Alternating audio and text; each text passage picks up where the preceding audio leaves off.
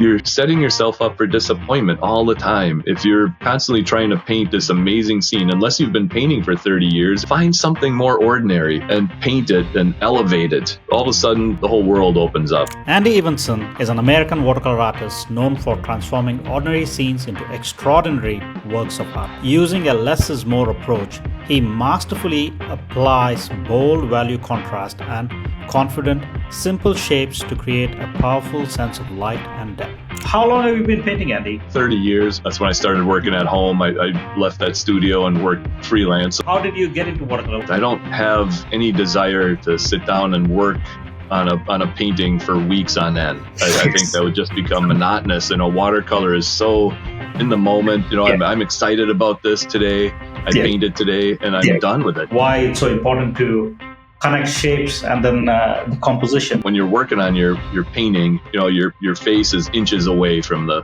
painting. When you walk into a gallery or an exhibition or something, and you see a painting, you're not right on top of it. You're seeing it from across the room, and it needs to read well from and draw the viewer in, and then they come up close and study it a little bit more. But if it's all broken up into a bunch of little shapes. How do you pick what your storyline? Sometimes the storyline is the day, the mood, and I like to have, allow the viewer's mind to kind of go through the whole painting. How do you promote your work? Word of mouth is big. Oh, that was a good workshop. I'm going to give your name. People travel to it, or especially internationally. Is there any few mistakes you see more and more often in your workshop and other things? Overdrawing is a problem. People draw everything. Get comfortable painting the small shapes with your brush. You don't have to fill in pencil marks for every little shape.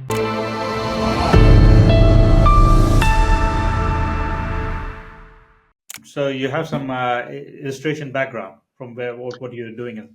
Yeah, I think most artists, it's a tough deal to start off, right out of school and say, I'm going to be an artist. Most of us, I think, fall into architecture, illustration, or graphic design or something, just to make ends meet. And I just happened to I went through a commercial illustration program at the University of Minnesota. And when I was out, looking for work back in those days, this was pre-internet and everything. You had to walk around with a portfolio and stuff and show people your work, which was kind of cool. I miss those days, But I wandered into a place called Beck Visual Communications, and wasn't aware about. I wasn't even aware at that time of this kind of a niche of medical illustration, and but that's what her studio specialized in, and she hired me. Probably just kind of based on a lot of the figurative work that I had done in school. I'd done a lot of model drawing and illustration. You're putting people and stuff in your illustrations, so I kind of learned on the job there. But that was pre Adobe, Photoshop and everything. Absolutely. So when I started off, it was airbrushing and pencil and everything, which was, again, kind of cool. I miss those days. But it's such a technical field that when Photoshop and Illustrator and stuff came out, it was so much easier to create those types of illustrations using a computer. So I had to teach myself all those things, Photoshop and everything. And so I started, creating all my illustrations basically at that point using Photoshop. And I found myself kind of missing, the days of paper and art supplies and stuff. And I had all that stuff from when I was in school. So I just, started painting watercolor. I've always loved watercolor. So, and that's kind of what we used in the airbrushes and stuff too, the mixing the watercolor paint and everything. So it was just convenient. And I was working from home, working in oils can get a little messy and smelly and stuff in your home and everything. So it was just kind of a natural deal, but started painting, never thinking it was going to become a career or anything. I was just having fun doing it. And then, over the years, it just kind of, I was so busy, full time as a medical illustrator. Minnesota is really kind of known, or Minneapolis area is kind of known as Medical Alley here, with the Mayo Clinic being just south of us, and the world famous Mayo Clinic, and a lot of research done at the universities, and then there are medical device companies like Medtronics with the pacemakers and everything. So I stayed really busy doing medical work. And just over the years, just kind of kept painting, and eventually kind of felt maybe I'm good enough to enter a show or two. And then after a while, get into a couple shows and then win a couple awards, and then you get asked, would you do a demo, and then would you teach a workshop, and then pretty soon it all just organically grows, which Yeah. was great. I didn't have to make a living doing it right away and have that pressure, so it was just a fun way to start doing watercolor. I'm a mechanical engineer and a Wow. watercolor illustrator. Just like everybody else, you need to have another job to just to pursue watercolor. Yeah. Uh, but I did my master's in Los Angeles and then worked for Medtronic. And I've been to Minneapolis a while ago Hmm. because the Medtronic, there was a branch in Medtronic, but I used to work for Medtronic Diabetes. I Oh, know okay. Minneapolis, they had the pacemakers and other things. Yes. But I did work for Medtronic, and then a lot of our parts used to come from Minneapolis and other things. So I used to keep an eye on Minneapolis, and people used to complain about the weather all the time. So Yeah, it's kind of our favorite pastime in yeah, Minnesota, that's complaining like the about the most weather. common thing. Because I'm based in Cambridge, UK. So one of the most common thing to talk about is how shitty the weather is, right? How bad Yeah, the weather is. Yes, so that's like, honestly. Yeah. Unless you live in San Diego, you're going to complain about the weather, right? Yeah, there's very few places. why watercolor. So was it because you had that thing, or how did you get into watercolor? Was it given to you, or just trying to understand the origins of your watercolor story? I'm not really sure. I mean, it always kind of appealed to me. I remember, as a child, kind of seeing the old Winslow Homer illustrations and Mm. stuff, like in Boys Magazine, Boys Life magazine, and the outdoorsy things. And it'd have Yeah, those Winslow Homer paintings of duck hunters and canoers and all that kind of stuff. yeah. And that's kind of what I grew up with. Mhm. Growing up in Wisconsin, the fishing and hunting and all that stuff and camping.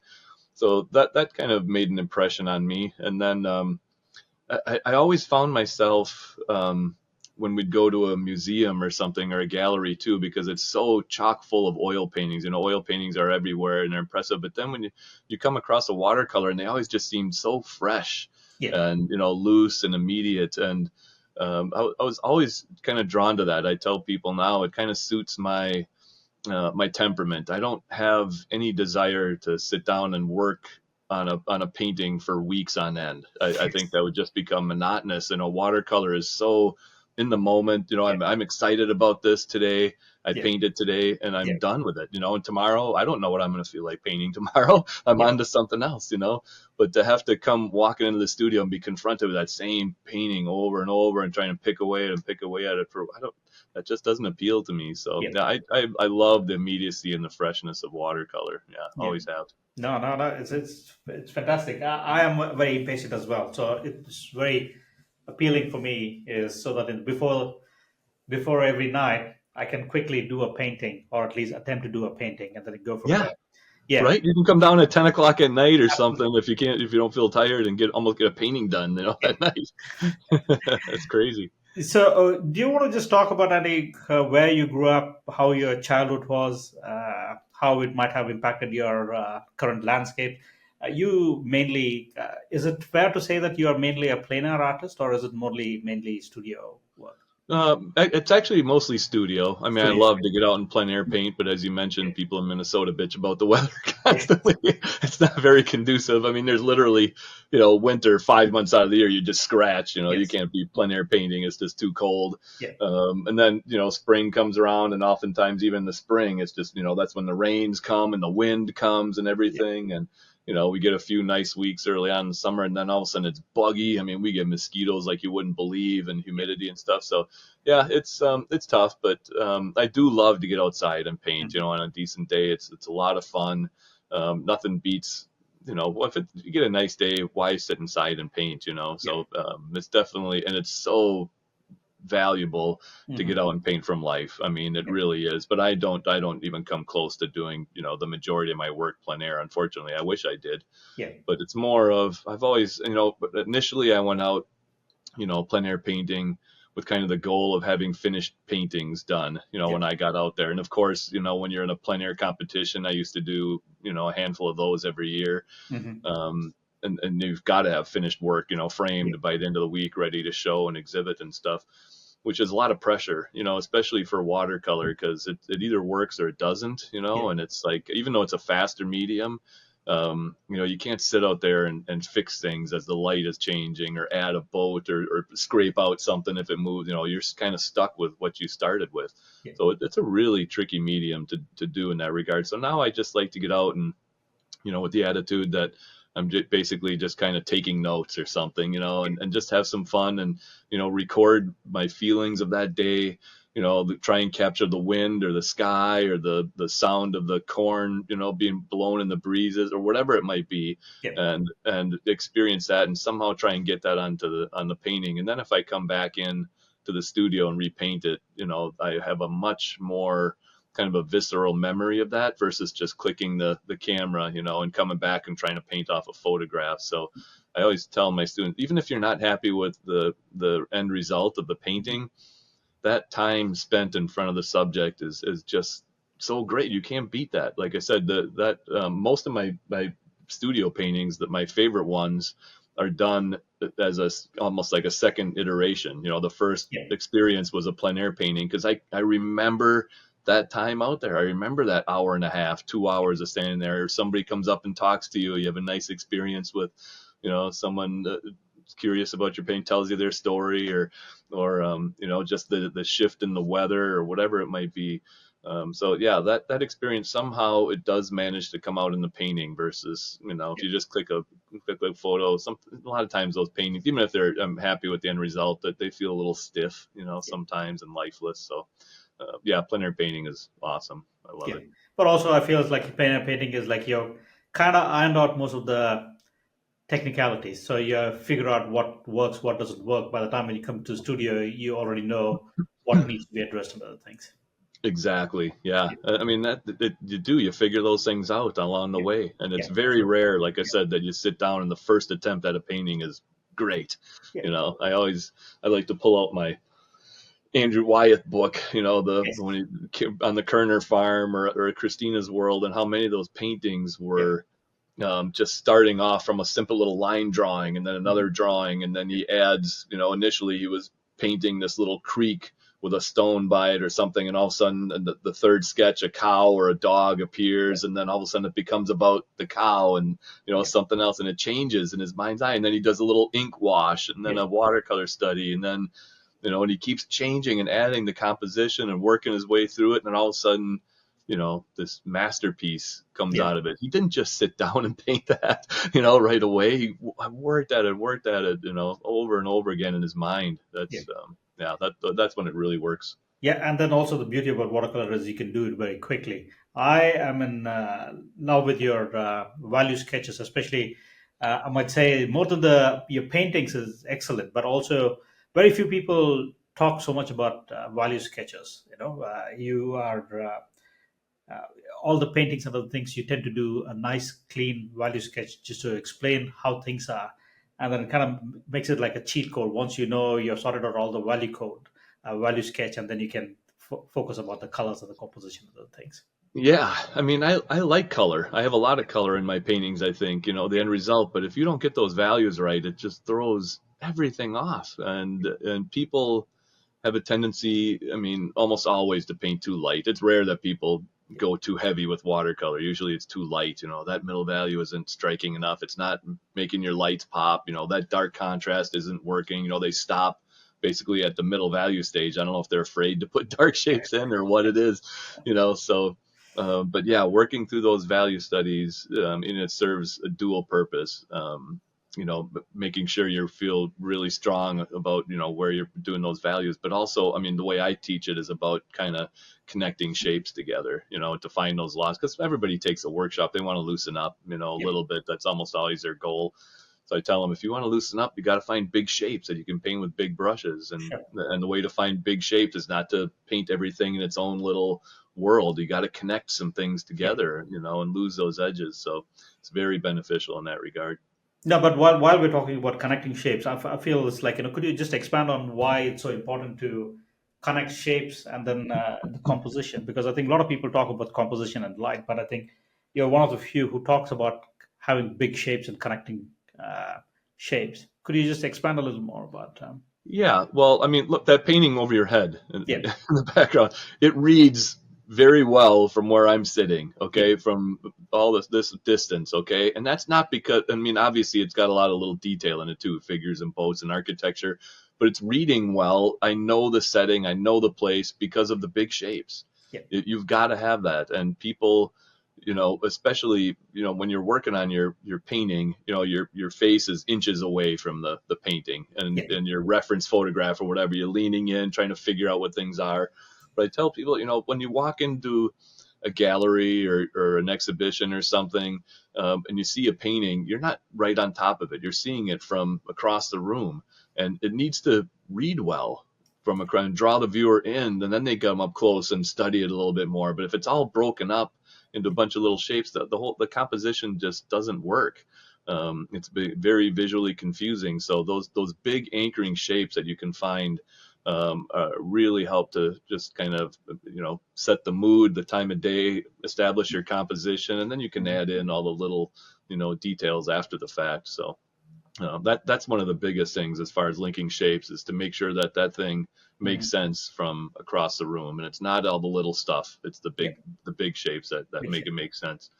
And then what watercolor, one of the best aspects of watercolor, those passages where the pigment and the water are just kind of mixing on their own. You can't control watercolor completely. I mean, if you want to control it that much, work with colored pencil or something. You got to embrace that chaos a little bit. What happens with it? It's such a beautiful fluid medium.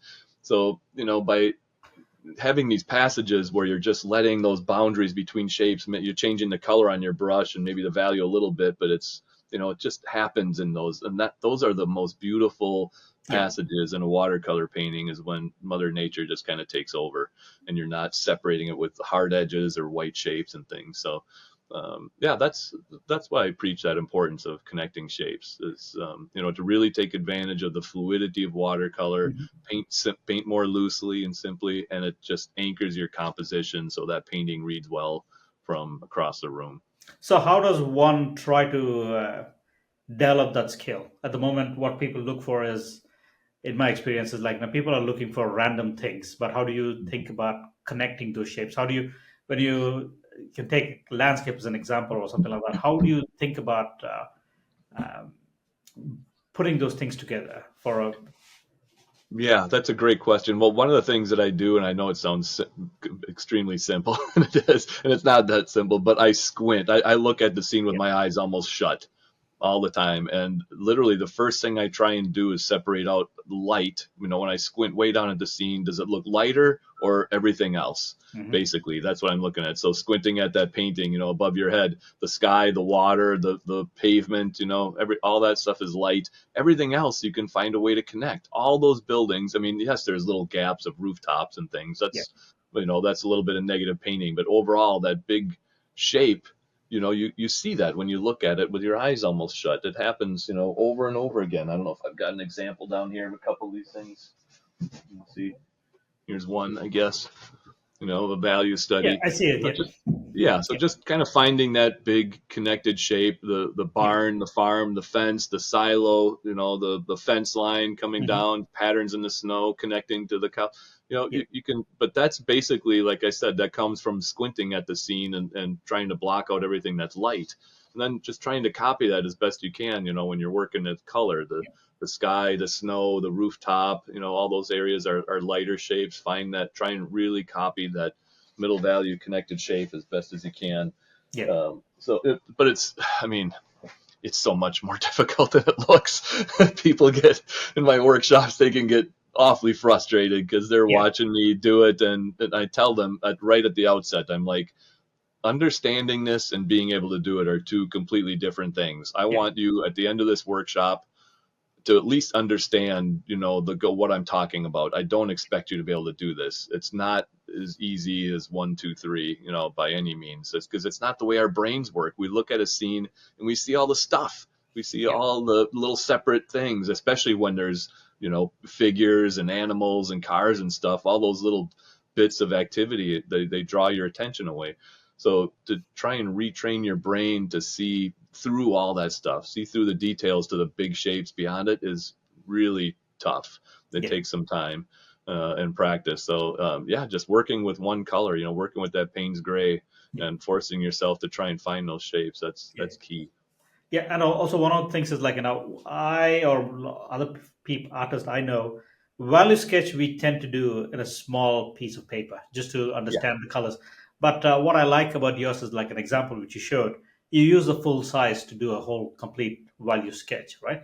Makes it Yeah, super well, easy. Yeah, it's like a 9 by 12 or something. It's yeah, rarely, yeah. I mean, and even if I'm going to do a half sheet watercolor, I don't do a half sheet yeah. value I get study. it, but I'm just saying is like, you do much bigger. I think it gives you a little more uh, thought about every details, right? So by doing it smaller, I feel it's like, at least I am missing out on few more details. I'm just looking at big shapes. Maybe I could do a slightly bigger. I'm not saying it's like do one to one, but maybe a Right. little more is I feel I should take away from looking at yours.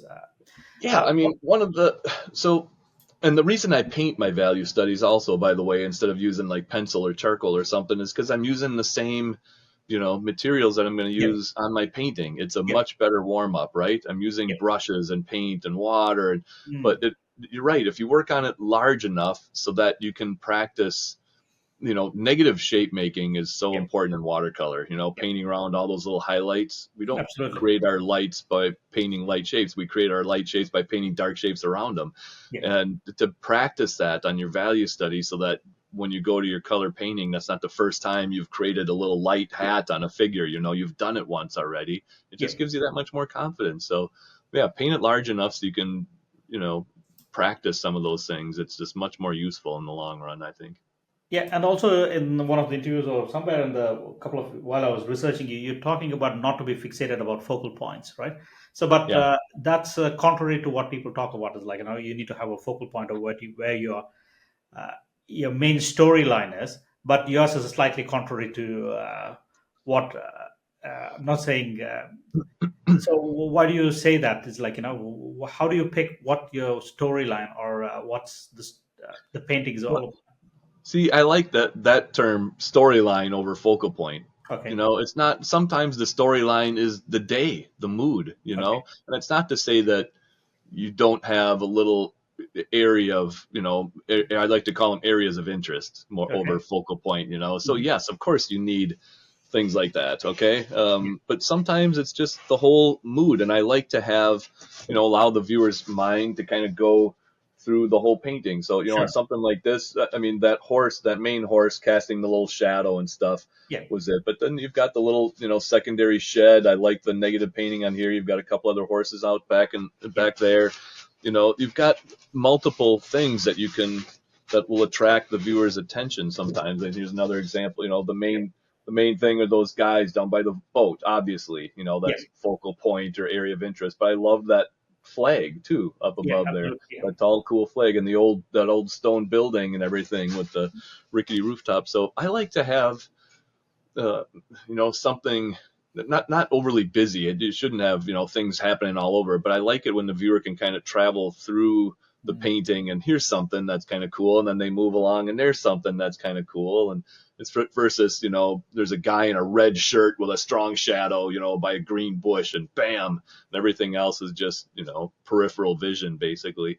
Yeah, That's I like to have something to attract the viewer, as they travel through the painting basically. So yeah. No, no, no. It makes so much sense now that I've seen your paintings and then hearing you explain.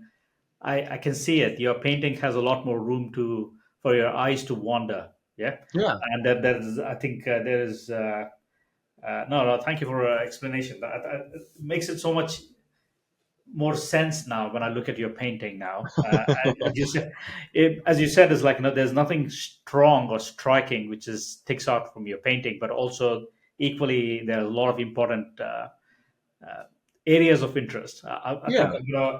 yeah, I'm going to borrow that line for next time when I'm doing Feel like free. I haven't copyrighted areas of it. interest. Yeah, I think that Yeah. one makes more sense, and I think it's much more relatable when you're talking to people about what you're trying to do instead of trying to say a focal point or where the composition should be or how it should be. Yeah, like I said, I mean, obviously there's moments where you're gonna want to put something in your painting where it's, like this one. The whole mood is just, Yeah, serene.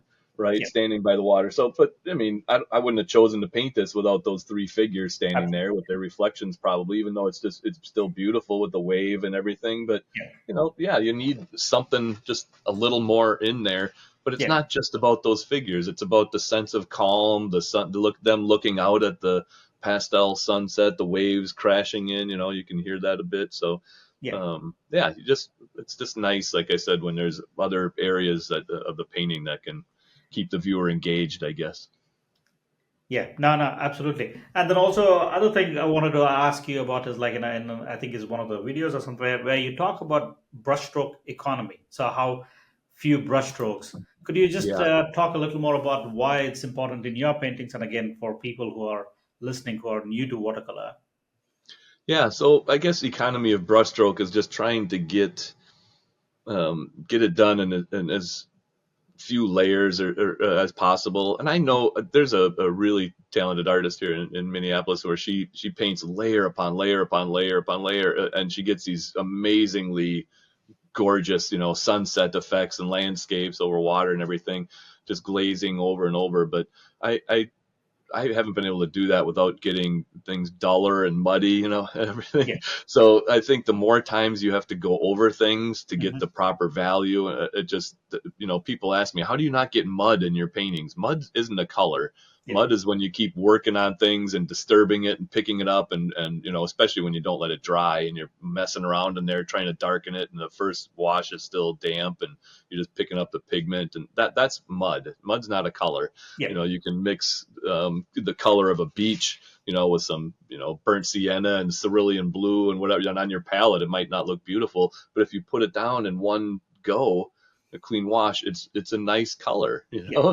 That's the color of that beach sand. So, yeah, that line of thinking about muddiness is more of, I think, just being a little unsure and having to keep going over things and disturb those washes. So, and I think, the quicker you can capture a shape with just a couple of brush marks, it's got so much more beauty and character to it, I Mhm. think. And it's especially obvious, I think, without it goes without saying, when people paint figures. Yeah. When you can paint a figure where it's almost just a quick little silhouetted shape, you get the gesture down, a little bit of the twist in the human anatomy or whatever, versus, painting the hat and the hair and the eyes and the head and the shirt and oh my God, it's just so overworked. That's that's the polar opposite of economy of brushstroke.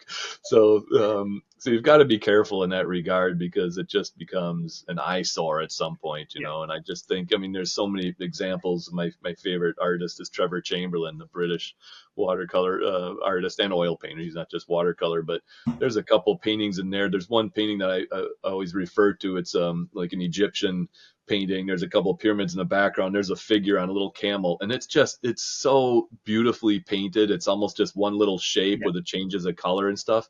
But oh my God, it's just a master class in Yeah. economy of brushstroke. And the more you can do that, especially when it comes to figures and animals Yeah. too, it helps them to look alive. The more you work on them and Absolutely. work on them, they become mannequins. They Yeah. just get stiff, like they're pasted on. So just getting those quick little gestures is so fun.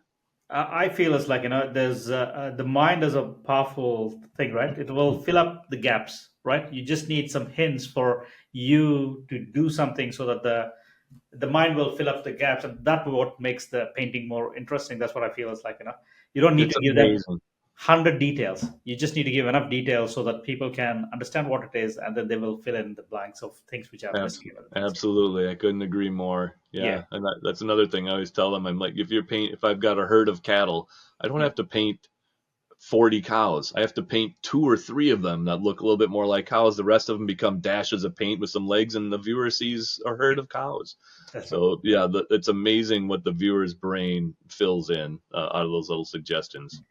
And that's the Yeah. fun thing too. A lot of times they come and they'll look at your painting up close. Eventually, they're seeing it on the wall, and then I have people come into the studio and they put their face right up to it, and they just shake their head and they stand back again, and they're like, Yeah.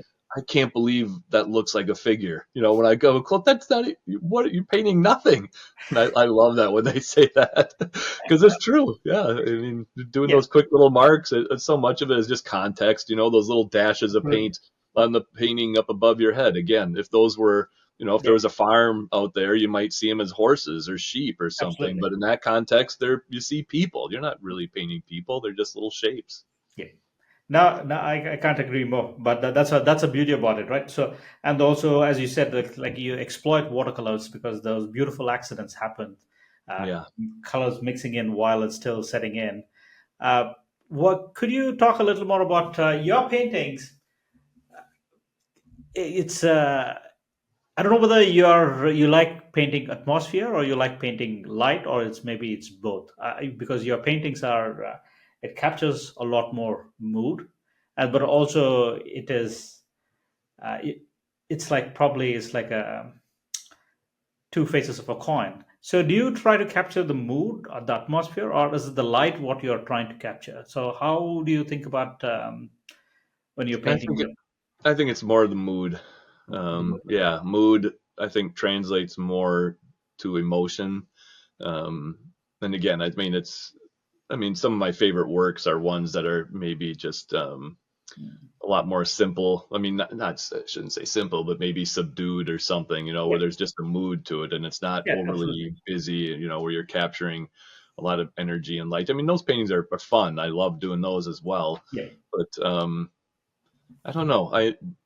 Maybe it's just getting older or something. I don't know. I prefer those moments of peace and quiet more yeah, and more all the time, and the intimacy of a small little area or something where like I said, where you're just kind of showing a little bit more of an emotion and a mood versus the frenetic, big shapes and backlit shapes and light and energy of a bunch of people around. So yeah, and another nice thing about where I live is just because of those extreme weather shifts. I mean, in this state, we get some of the coldest recorded temperatures in the winter, and our yeah, summers can get all the way up to 35 Celsius with 80% humidity and yeah, everything in between. So our seasons, and then fall is so beautiful with the colors, and like I said, with spring. So I mean, it's just constantly changing, and as a landscape painter, that's awesome because yeah, you can't just kind of rest on your laurels and have this, be confronted with something that's too similar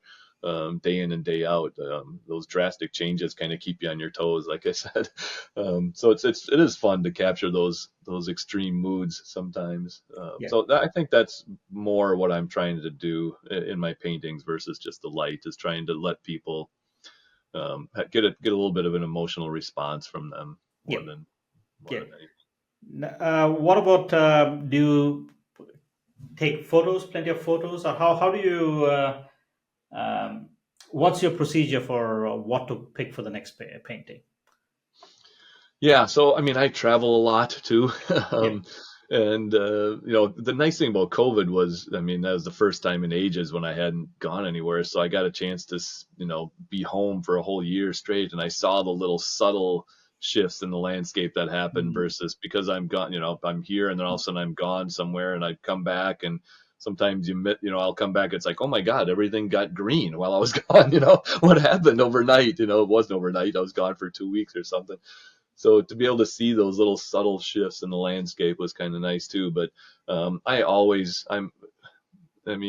not any different than any other artist. I think most artists that I know are, when they're driving, they're spending half their time looking at the landscape and half on the road. Your head's on a swivel trying to find stuff, and you're constantly picking. Oh, that was a cool light effect. Oh, did you see that little thing there? Whatever. And people get excited about different things, obviously, depending on what you like to paint and all that. But Mhm. there's, there are um, and this is another lesson that I try and impart upon my students too, and I think we all fall into that trap. Is early on when we first start to paint, we're looking for something really impressive to Yeah. paint. You go out and you're looking for this really cool scene or something, light effect, and you're driving around and you just don't find anything, and you come back more often than not disappointed because you didn't find something. And then that's kind of a catch 22 also, because like I said, a lot of times when people are starting to paint, that's the kind of thing that they're looking for. And I have my students, they'll come in, Mm. and I call them calendar photos. They're Yeah. already, they're too gaudy, too pretty, too colorful. And I tell them, you're setting yourself up for disappointment all the time if you're constantly trying to paint this amazing scene, unless you've been painting for 30 years and your skills have reached that point where you can handle painting a rainbow or whatever, which are really difficult. You're always going to look at your painting and the reference photo and be disappointed because you didn't because the photo's better. So I tell them, find something more ordinary and paint it and elevate it, and paint it in a really fun way, and connect those shapes together, lose those edges, and then you can just paint. All of a sudden the whole world opens up. You start driving around and you notice painting subjects on a walk right outside, 50 feet from your house or something, or every time you drive you're starting to notice things. So I've got so many so many reference photographs. I mean, it's ridiculous. I need to go through and probably eliminate, most of them, because and the tricky thing is also I take all these photos and I think I'm going to paint this, I'm going to paint this, but over time, and it doesn't even take that much time. Like a Yeah. month later, all of a sudden, it doesn't mean as much as when you were right there. And that goes back to what I was saying about plein air painting. Yeah. That quick 2 seconds that it took to click a photo, that's a cool subject, I'm going to paint that someday. And then you're going through your photograph 6 months later and it means nothing to you. Yeah. Yeah. You're not excited about it anymore. So yeah, it's important now. What I try to do is, if I have something that I'm like, that's a really cool, I love that scene, I'm going to try and paint it tonight or tomorrow or something, while I'm Yeah. still Yeah. jazzed up about it. Because yeah, it just happens all of a sudden, in that month you've been exposed to another 90 things or something that you want to Yeah. paint, No, and it no, doesn't need as much. no, absolutely. Out of sight is out of mind. You got to do it, act on it very quickly. Yeah. So while we're talking on that subject, is there a go-to subject which you, for somebody who's starting, I feel it's like, what subject they pick or what paintings they pick is important early on. Do you have a go-to painting for somebody who's starting? What type of painting should they be painting? Um, well, for these value study things where I'm talking about connecting shapes, what you want to do is try and find backlit subjects, look kind of like the scene behind you Yep. again, so that's the best way to find, the light effect is simplified already, Sure. especially if it's anything kind of complicated. Front lit subjects are some of my favorite things to paint, going back to like this one on this beach. The light is dramatic. It's a lot more difficult to find, connections and stuff when the light is Yep. that strong and dramatic on it. It Yep. separates everything out a lot more than a backlit subject. So I would say, when you're out there, try and take reference photographs where you're looking into the light more. So Yep. you have fewer shapes, a lot of big connected shapes. Yep. The little light shapes are a bit more obvious to find. That's what I would recommend. I mean, subject matter, everybody's different. I do try and tell them. I think people avoid things like street scenes because it involves drawing. You've got to draw houses and cars and whatever it might be. And I know that freaks some people out. But the nice thing about houses and cars and buildings are they have a definite shape. They have a definite light side, shadow side, right? That's important, really important. And so they Yep. come in, they're afraid to draw, so they bring in these landscapes where it's a mountain and then a tree line and then a field of flowers and then more trees and all the light is dappled. I'm like, that is a nightmare to paint. There's nothing going on. There's no obvious light effect here and there. It's all subtle little shifts and small shapes and soft edges and things.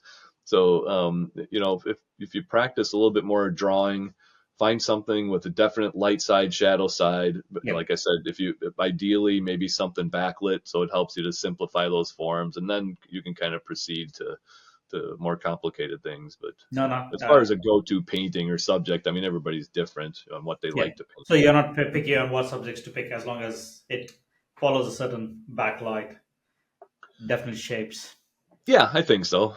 Yeah. Yeah, I mean, it can be, even as simple. You can set something up in your kitchen table too, in front of a window or something, Yeah. and let the window light simplify it. And if you like to do still lifes, if you like to do, landscapes or people or whatever, if you're going to the beach, to focus on two people sitting on the beach, backlit. Mhm. Don't try and paint all 38 people jumping in the water, running around on the beach.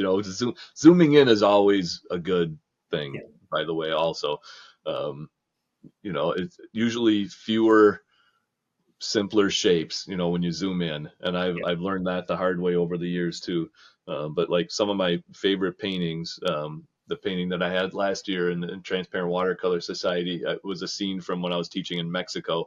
And there was all this activity on the beach, right? And people all over in colors and stuff and reflections in the water. And there were these two little guys, looked like brothers, playing in a boat with a bucket, putting water in and out of it and stuff. And my first couple of photos had, more people, more beach, and they were going to be the area of interest, but there was a lot more going on. And as I started trying to figure out how I was going to tackle that painting, I found myself in Photoshop zooming in and cropping and to the point where it was just those two guys, Yeah. those little guys in the boat with the bucket. And it was, yeah, it was just a much stronger painting, fewer, simpler shapes. That composition reads well. You don't, if that's what attracted you, why do you need all that other stuff? Yeah. Now, and consciously or subconsciously, do you have so many layers in your painting? So do you try to finish it in 3 layers, 4 layers, or do you try to? Yeah, I mean, I try and do it that, light, mid, and dark, Yeah. ideally, but there's crossover. Yeah. Some of the middle values, if I want them to be softer edged, I'm popping them into the light wash while my paper's still damp, and same thing with the darks and all that kind of stuff. So, but ideally, in my mind's eye, it's kind of that same approach as the value study: the Yeah. lights, the mids, the darks, and then be Yeah. done.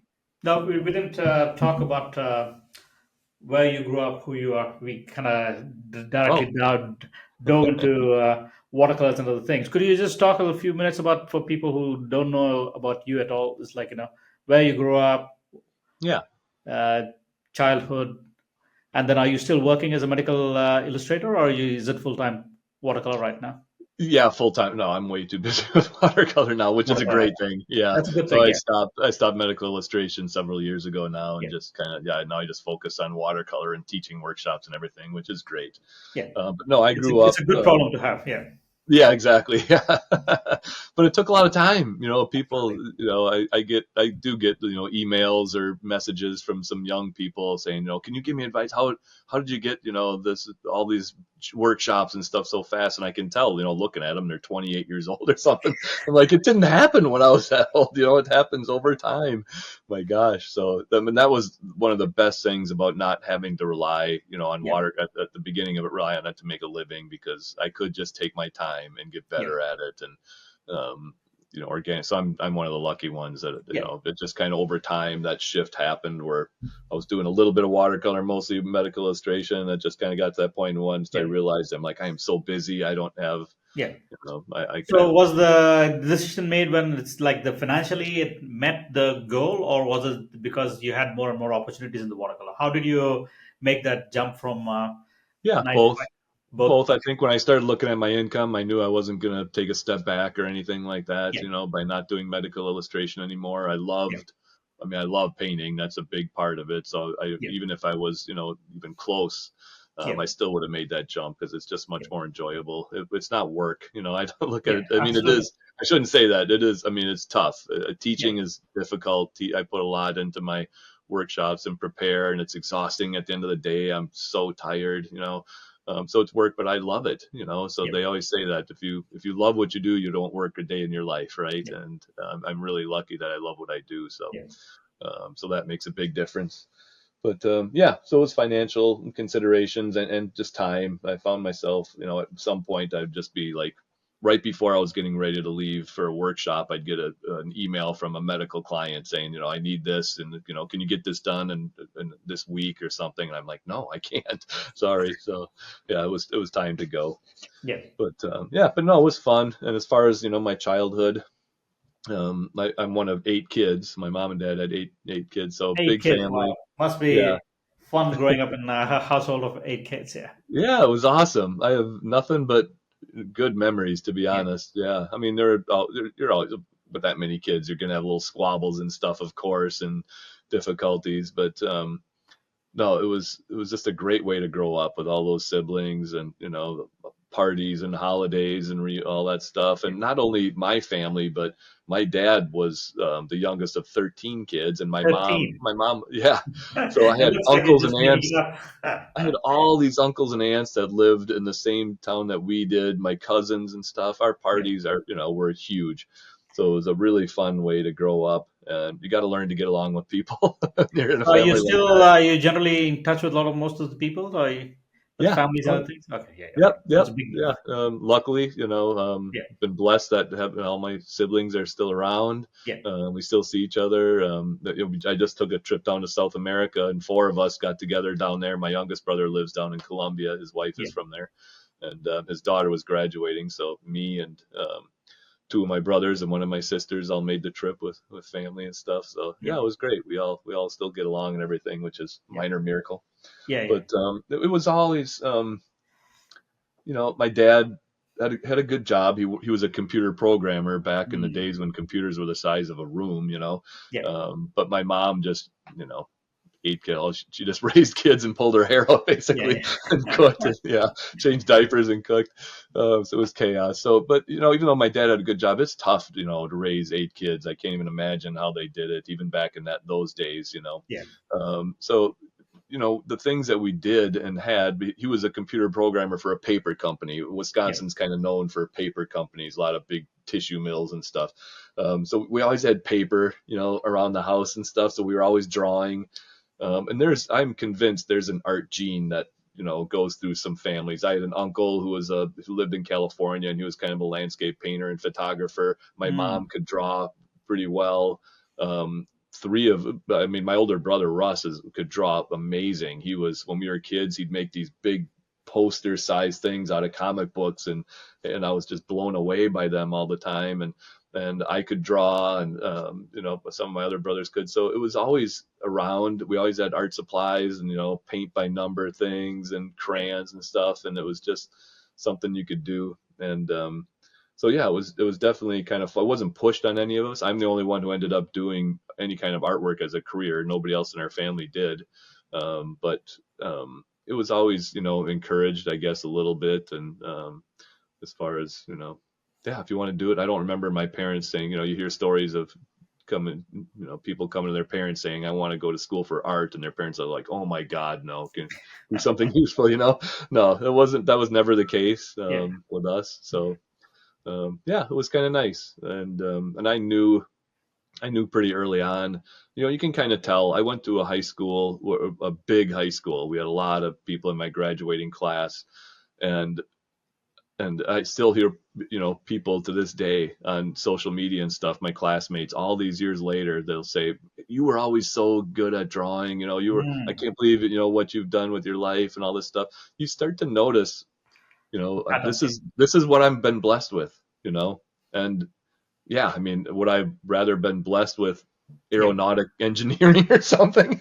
Yeah, that would have been kind of nice, to have that kind of a mind. I'd be a lot more financially stable. But my gift, I guess, was being able to draw, and it would yeah, just been a shame to waste it. So yeah, I, yeah. I wanted to make sure I'd do something with it. So yeah, No, but it's like a lot of people don't recognize their skill, right? So it's like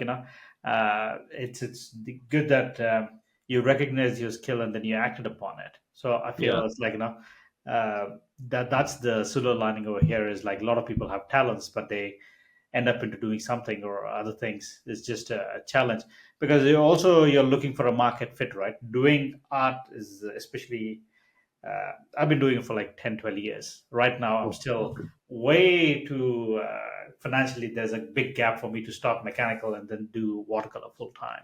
I'm sure, hoping that someday it's going to happen.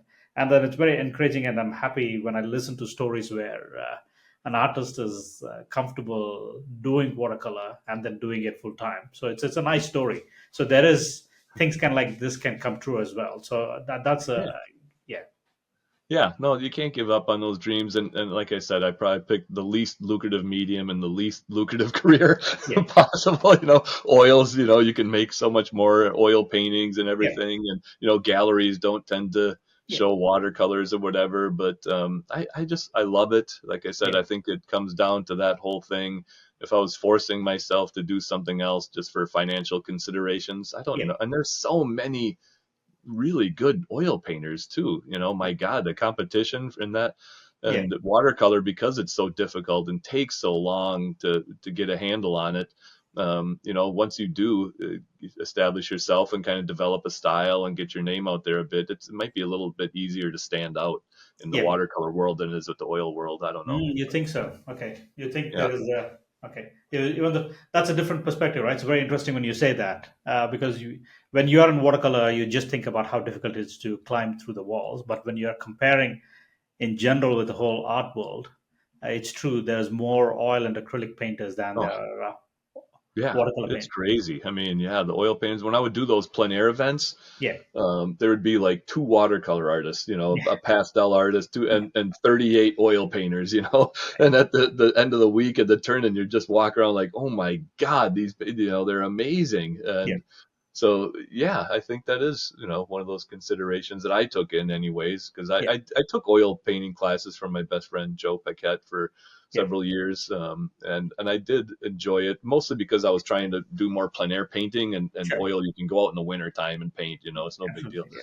Yeah. So that was one of my main considerations in it. Yeah. But yeah, after a while, I just kind of learned, I just had to feel watercolor's my thing, you Yeah, know. absolutely. No, no, no. I've got a plein air competition this Saturday. So there are Oh, good. 76 artists coming in. What? It'll be interesting to see what the ratio is going to be for Yeah. watercolor to oil or everything else. Yeah. So watercolor is pretty popular, I Yeah, think, in still. UK, in Europe is very popular for sure. Yeah. Europe is, I would say, as popular as oil and acrylic and any other mixed media there is. Because and Yeah. also, from the time I've started, the galleries don't tend to bother so much about oil and watercolor these days. But I think this their preference. Again, this is my opinion. They prefer slightly bigger paintings than smaller ones for sure. Yeah. And then also they prefer oil over watercolor for sure. But I Yeah. think bigger the paintings, I've tried taking smaller paintings. I had a very lukewarm reception, but these days when I'm going to a gallery or approaching a gallery, I tend to take slightly bigger paintings. So they feel they are a little more. They want what they call as a wow factor. So they want something which is a little big and a little. Yeah. So how big of paintings do you I do? generally do a full scale, full You sheet. do? Full sheets and half sheet is what I try to do. So the one in the back, they're generally full size. So those are the kind of things I try Okay. to do more. But half a sheet is what I do. But for YouTube and other things, I stick with quarter sheet because it's easy to record quarter sheet. I don't have a elaborate setup to do a bigger painting, so I do quarter sheet for other things. Yeah. I don't work any bigger than a quarter sheet plein air. Is that They're okay? all Yeah, all yeah, all plein more or air, less yeah, like, yeah, yeah. yeah. Plein air I tend to do is I take half a sheet, I do a quarter sheet, see quickly I can do 3 or 4 paintings, and then see which one looks good, and then I work on a half a sheet, and I submit that one. Hmm. That's the Yeah, plan that's a at great least. idea. Yeah, that's a And plan. that's the nice thing about these things that I Yeah, do, with my students, and I tell them that too, because yeah, there it says 12 by 16 block, so I've that's got right. Yeah, an yeah, 8 by 12 value study and a little 8 by 12 painting, and yeah, now I've worked through so many of the issues. If I want to do a half sheet painting yeah, now, I yeah, can sketch that out, and I know, I've made mistakes that first jump to color, that things I would have done differently, but yeah. man, it gives you so much more confidence going into a half sheet painting once you've Yeah, yeah, practiced absolutely. it. That's my approach is go quickly, try to do few paintings, see which one looks good, and then commit to a half a sheet, and then because the competition usually you need to submit only one painting, so I want to make sure Yeah. that the advantage is I can do more, while oil and acrylic they can do only one or two. So I Hmm. tend to do and then submit one, and then Gotcha. Huh. just meet some friends and then have a good time. Basically, it's like Yeah, I know, right? That is a big part of it too. Yeah, that's yeah, always that's a fun. big part of it, right? And then also, yeah, at the moment, that's where it is. How long have you been painting, Andy? So have you been painting for a while now? Yeah, 30 years probably. 30 I years. think it was kind of like Yeah, around right around the time our kids were yeah, born, 1994, yeah, 95. I was just kind of, that's when I started working at home. I left that studio and worked yeah, freelance so that I could, be around and help with the kids and stuff. So I was started just yeah, doing my medical illustration freelance and building up my own client base and stuff. yeah, And at that time, yeah, I was already working at Photoshop and stuff at that studio, so I had to I was already kind of getting to the point where I was doing all my stuff on the computer. And once you got little kids, your moments are small. Your free absolutely. time Yeah, is small. So I'd have little time where I could dive in and pick away at a watercolor painting and all that kind of stuff. And yeah, I think my first workshop was probably, gosh, I think it was Skip Lawrence in like 1997 or something like that. Yeah. So 1996. So it was just a year or two after I started painting, and he was a really fun guy. Passed away recently, but yeah, that was a really good workshop. Eric Weigart was my second workshop. I purposely took workshops from like really loose painters. I didn't want to paint like them, not, I Yeah. mean, I love their work, but I kind of knew what style I wanted, but I just like went to the extreme and because I was like, okay, I was a medical, I'm used to, tight, Right. tight, Yeah. tight, Yeah. and I needed to go to the other end of the spectrum. So yeah, I took from Skip Lawrence, Eric Weigart, and then I took my first plein air workshop was Alvaro Castagnier Mm. in 2001. That's when I first started to get out. So like it took me like 6 years to get up the courage to start painting outside. Yeah, and again, just kind of seeing the possibilities, seeing how fast and loose those guys painted was really inspiring. Even though, like I said, I didn't want to paint like them, but it just kind of opened my eyes to the Yeah. possibilities a bit more. So yeah, 2012, I took a week's class with Alvaro. So that was my 2013 or 2012 in Spain. he's So so for a week. fun. He's so Yeah, fun. he's a character in a good way. So Oh yeah, yeah, yeah, love that guy. Yeah, he he's, makes it fun. He's so enthusiastic yeah, about everything, and he's got a lot of energy. Yeah, yeah, great energy that he brings. Yeah, for yeah. sure. No, Yeah, but that was my introduction because I thought when I wanted to do it, I wanted to make sure that as an engineer, you want to take a few classes so that you can avoid uh, early on mistakes. So I just wanted to make sure that I take a couple of classes so at least I can avoid the mistakes and then I can grow from there. yeah. And then that's the way. Uh, That's the best way to do it. yeah, Take a workshop, figure out, get a few tips, yeah, supplies, of technique, whatever it is, and then paint. You yeah, gotta paint. yeah, There's people that just take, every workshop that blows through town, and you're getting pulled in all these different directions and yeah, getting advice that completely contradicts what the previous guy told you, and whatever it might be. And I yeah, mean, it's good to be exposed to a lot of people, but I mean, you got to paint, and yeah, people ask that question all the time. How did you develop your style, or how did your, technique develop, or whatever it might be? And it's a lot like Joseph Vukovic says, it's like your signature, it just happens.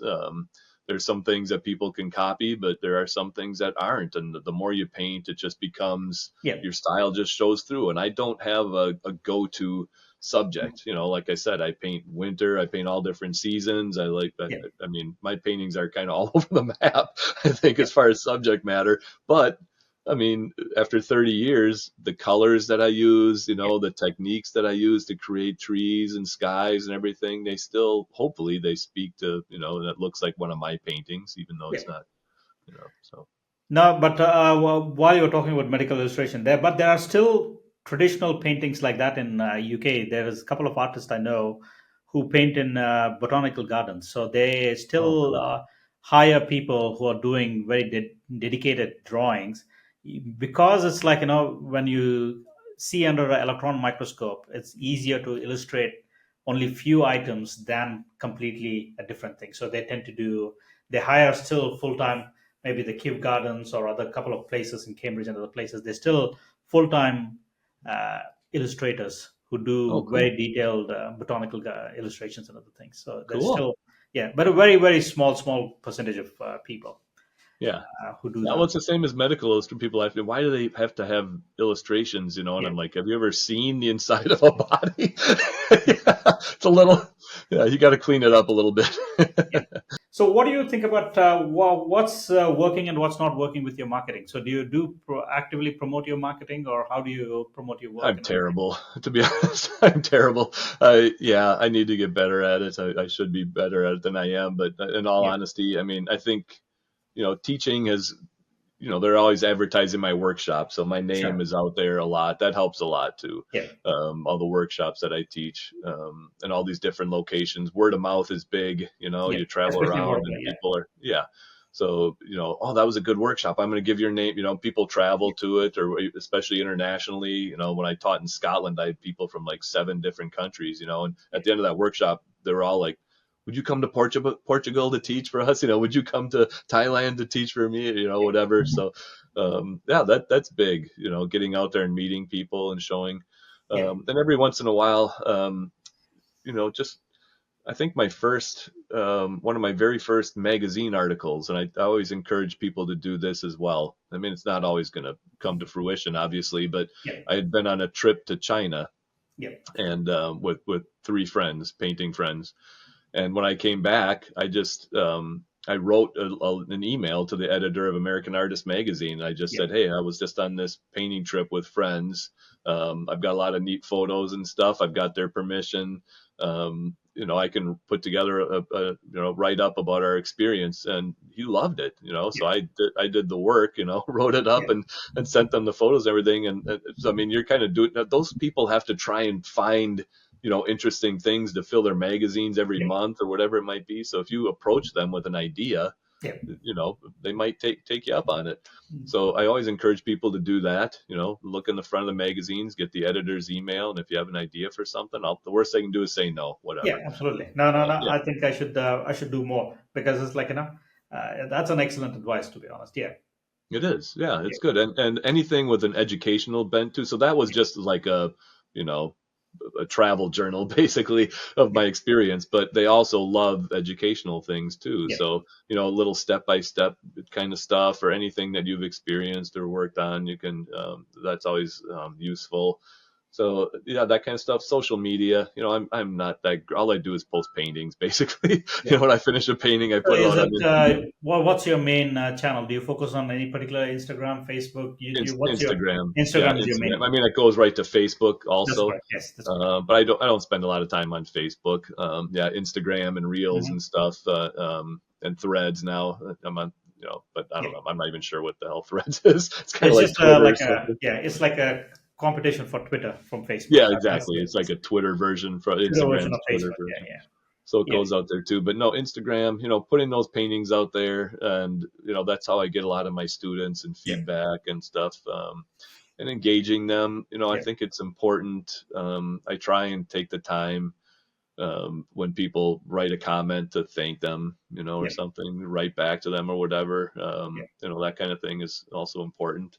yeah, But yeah, I don't know. Like I said, I'm not very good at marketing. I think if anything, I hope that my work speaks for itself, and yeah. if people like it, they'll buy it or ask me They'll to come find you. Yeah, teach or whatever it might be. My sales are pretty good. I mean, yeah, yeah, I usually when I update new work and stuff on my website, oftentimes it doesn't stick around too long, which is a good problem also. yeah, But yeah, other than that, I want to write a book. I just posted. I've got all these. I've lived in this house in this little town of Vermilion. This is a small little town, rural town, for almost 30 years now, and I've got a lot of paintings of this area.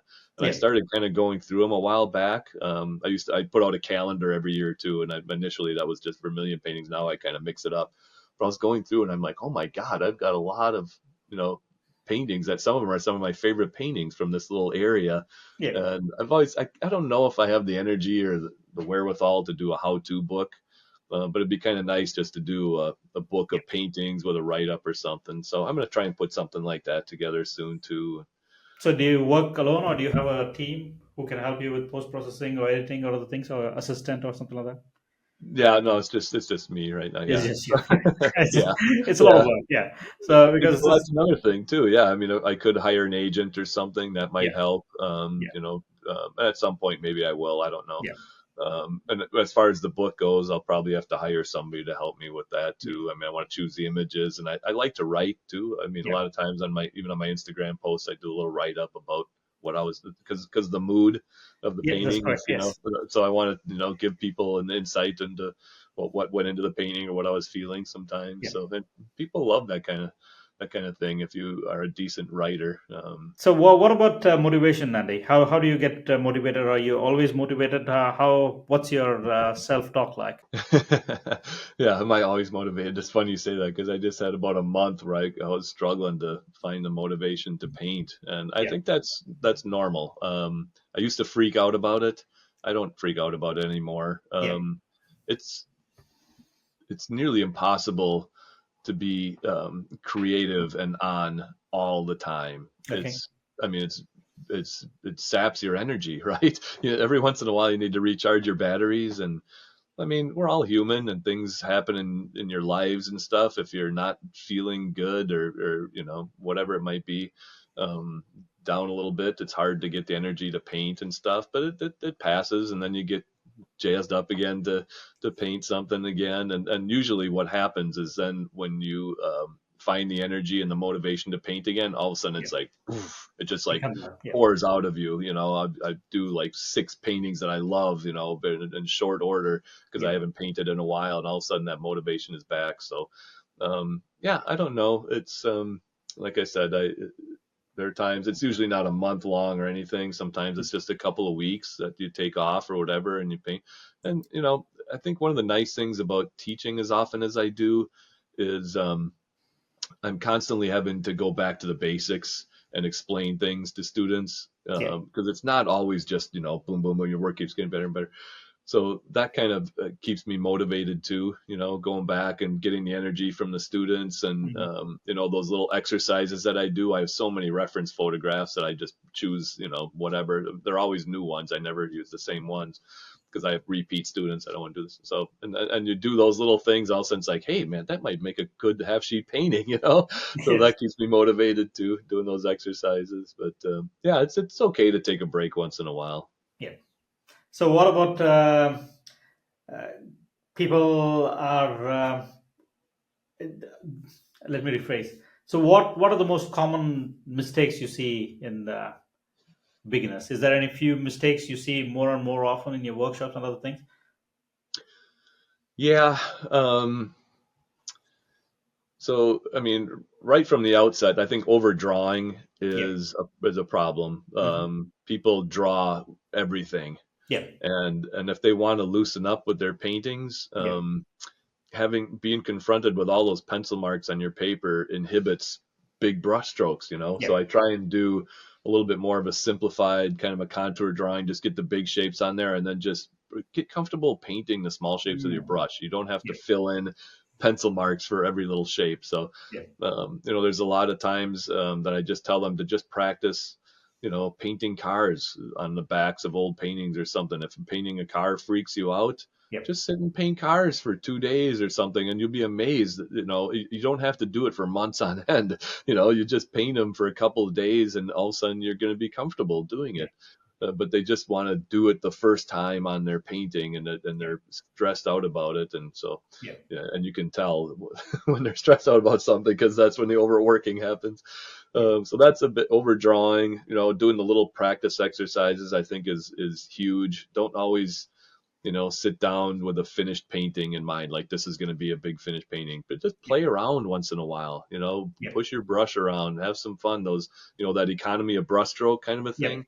You don't get that when you're worried about making a big finished painting, but you Yeah. just, pulling out a little piece of paper and your brushwork and mixing some puddles and painting Yeah. those little shapes, you start to realize those shapes are awesome. I Yeah. need to get those in my paintings. So playing around a little bit like that. Another common mistake is just not mixing enough paint, Mhm. the big enough puddle, and so that they mix these little tiny puddles, and then they run out of paint, immediately. So then they have to stop, and while they're mixing more paint, they get a hard edge, it's dried, and Yeah. so mix big puddles. Use a bigger brush. Make sure you're reloading that brush often enough so that you keep that nice wet edge. Don't Yeah. paint and paint until your brush is out of water. Yeah. So yeah, all those are so common, Common almost. things. And I Yeah. do little exercises with my students to get over that, during the course of a workshop. Yeah. I will just mindful about your time. Just few material questions, right? So, what kind of paper do you use? I Is like it a? I use Saunders 140-pound rough Yep. primarily. Yep. That's my favorite, and it's so funny because when I started, I used Arch paper Yep. almost exclusively because they were like the gold standard back then. And I took a workshop from Joseph Yep. Zbukvich, and he came by and I was working on Arch, and he's like, "How do you work on that stuff?" And it was what I was used to, and he gave me a piece of his Saunders to try, and I hated it. It was so different from what I it's important to get comfortable with your materials. You get Sure. brushes and paints and paper you like. There's enough things that can go wrong in watercolor Yeah. without changing your materials all the time. So yeah, my first experience wasn't good with Saunders, but I stuck with it, and I started to look for a new paper, so that was working. And I like paper with a little bit of a natural tone. Yeah. Winsor Newton is a good paper, but it's really bright. It's kind of a bright white. So do I you don't generally like. use off-white paper in general? I try and use like the natural white paper. Or, Yeah. sometimes I'll use an off-white paper just a little bit if I know I'm going to be using a little bit of gouache or something anyways for highlights or whatever. That's kind of fun to work on tinted paper or off-white paper. But yeah, for the most part, I'm working on that, just kind of the natural Saunders paper.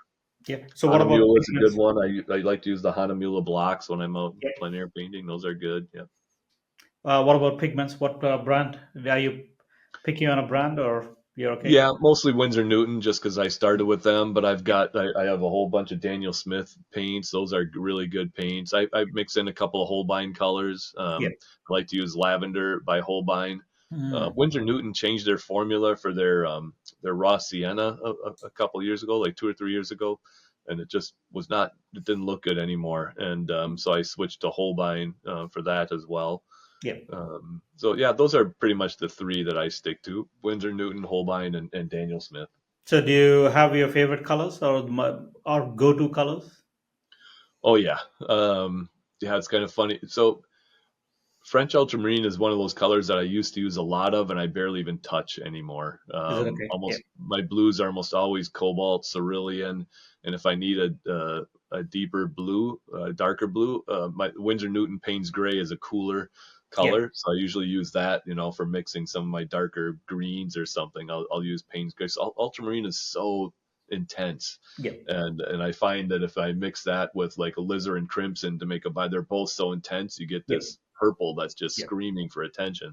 Yeah. But Payne's Gray has that little bit of blue in it, and you mix Yeah. that with alizarin crimson, it's a beautiful, subtle, Yeah. violet. So yeah, that's so cerulean blue is becoming just. I like the granulation of it. I use that a lot. Sure. Lavender. I Since I started using lavender, I use that a lot to kind Yeah. of into my skies. It just kind of helps take the edge off of color. Yeah. Where like It's a very neutral, nice color to go with any yeah, of those things. Yeah. yeah, and it's great for like in the UK, you're in the Cotswolds or something. All those little, stone houses and buildings and things. That stone color is a really tricky color to mix with Yeah. watercolor paint Yeah. because people think raw sienna, burnt sienna, it's too warm. Yeah. So, and if you try and tone it down with a blue or something, it starts to turn green, right? Yeah. So lavender, because it's a complement and it's got a little white in it, man, Hmm. that just takes the edge off of those stone buildings and makes a perfect Yeah. Yeah. mixture for those. Yeah. No, no, no, I completely agree with your ultramarine. It's quite strong. So I've been using ultramarine light. So it's a little more lighter. Oh, Instead of just using ultramarine, there's a little light. So that huh. way it kind of tones it down a little bit. And the other thing that I've been using a lot more is lavender. Of course, I use Holbein lavender. That's a excellent color. And then also Mhm. buff titanium. So in case of I'm using instead of Oh, white, yellow ochre seems a little more warmer, so try to use a little more buff titanium, lavender, and then maybe turquoise light. So those are the three light colors which I tend to use it for mixing with any other colors. So that way who it makes gives a the little buff more. titanium? Who makes that? The one I use is buff titanium is I think it's the Daniel Smith. Hmm. I'm gonna Yeah, have to find that. That sounds so. It's just kind of a little kind of a warm. very warm, very light warm, but it's not. It just gives it additional warmth. So it's not too dark, it's not too light. It's just a buff titanium. Oh, That cool. one is a nice one, and then also I use a little more turquoise light. So that one is again Holbein. So Holbein I use lavender and turquoise light. And in UK there is a brand called Jackson. Jacksons are basically from Sennelier, so that's the Okay, French.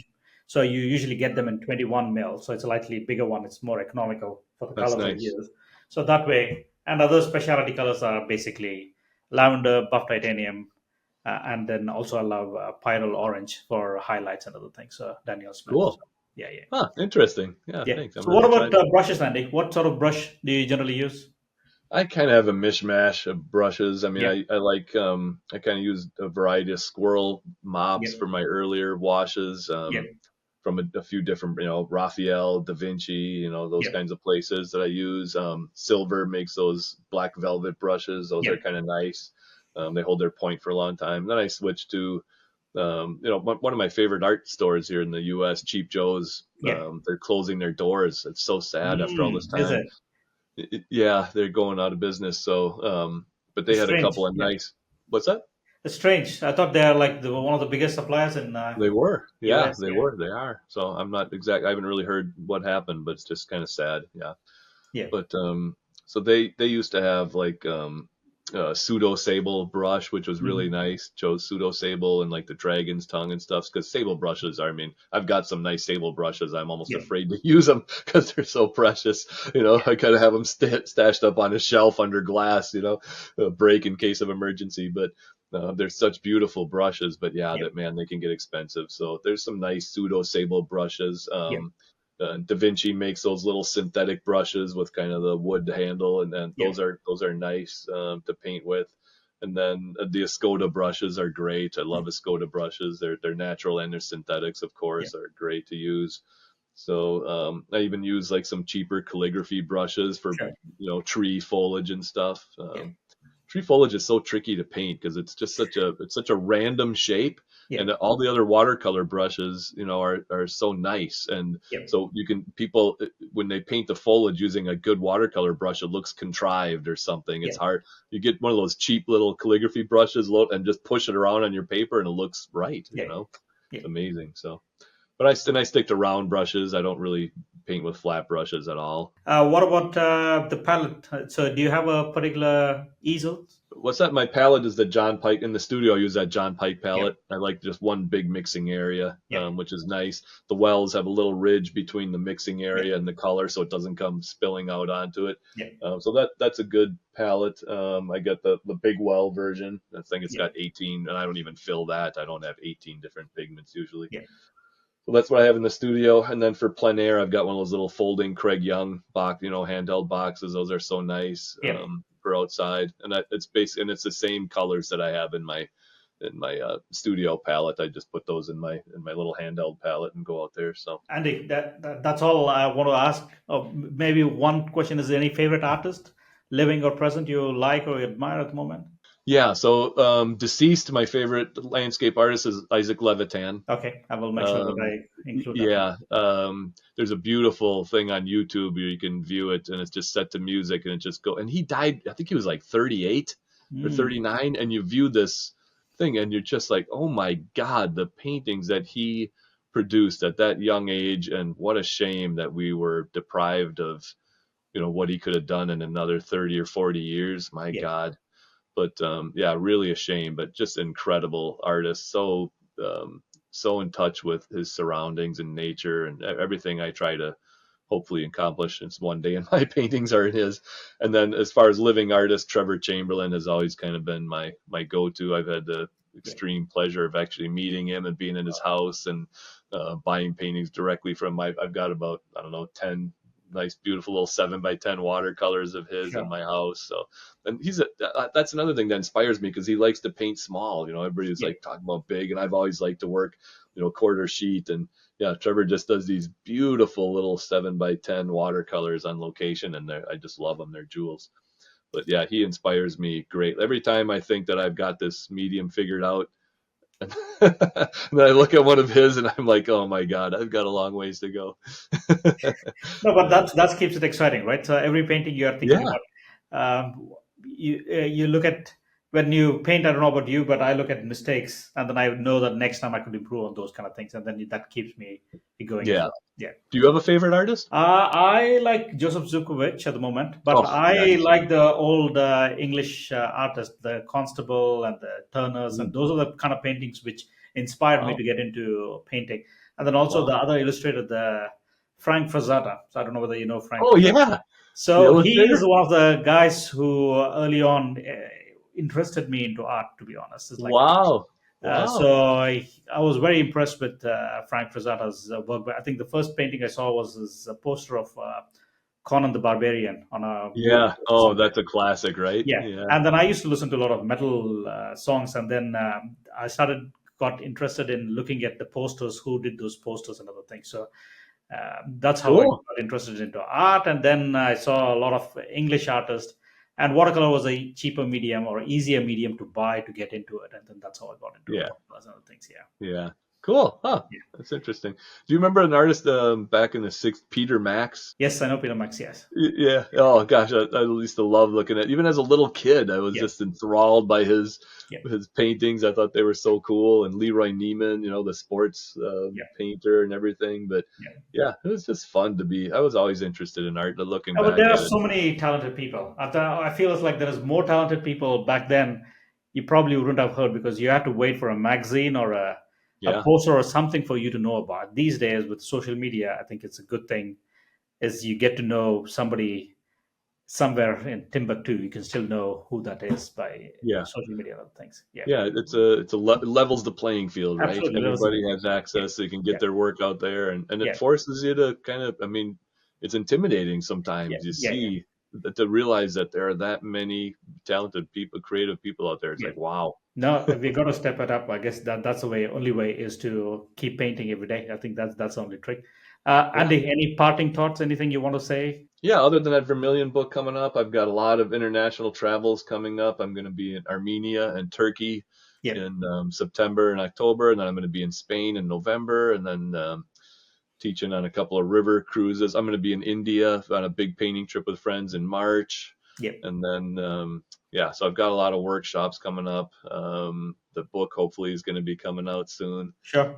But yeah, just hopefully everybody's inspired by the stories. I appreciate you having me on. And No, no, no. It's my pleasure. It's my pleasure. I enjoyed. I mean, it's such a treat to just to listen to other people. Right, watercolor is a subject I love. I like to not only talk about it. I want to listen to as much as possible. That's my passion. Right. This yeah, is not a finance project. This is a passion project. yeah, I mean, artists have so much in common, but Yeah. then again, everybody has their own different story too, and Yeah. it's fun to hear all the stories and how Yeah. people came about. So yeah, So thanks again. what's the best way to people to reach you in case they want to reach you, Andy? You can go to my website, Okay. evansenartstudio.com. You can email me through there. Follow me on Instagram. I'm just Yeah. Andy Evansen on Instagram, basic, and it's EVANSEN. It was an absolute blast, Andy. Thank you. I enjoyed it as well. You bet. All the best to you. Keep up the good work.